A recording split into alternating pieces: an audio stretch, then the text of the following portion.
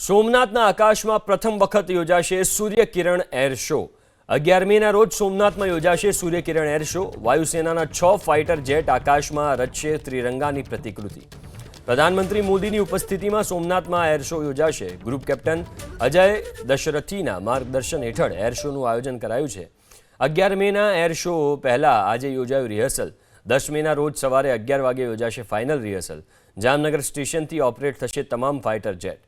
પક્ષીઓથી સુરક્ષા માટે ખાસ બર્ડ હેઝાર્ડ કંટ્રોલ વ્યવસ્થા કરવામાં આવી છે।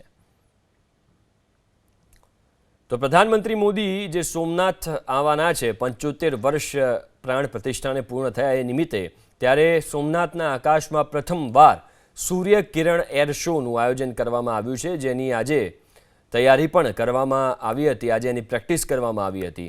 વાયુસેનાના 6 ફાઇટર જેટ આકાશમાં ત્રિરંગો બનાવશે, ત્રિરંગાની પ્રતિકૃતિ બનાવશે। ગ્રુપ કેપ્ટન અજય દશરથીના માર્ગદર્શન હેઠળ આ એર શોનું આયોજન કરાયું છે અને જામનગરથી જે છે આ તમામ જે જેટ છે એ ઓપરેટ થવાના છે જામનગર સ્ટેશનથી।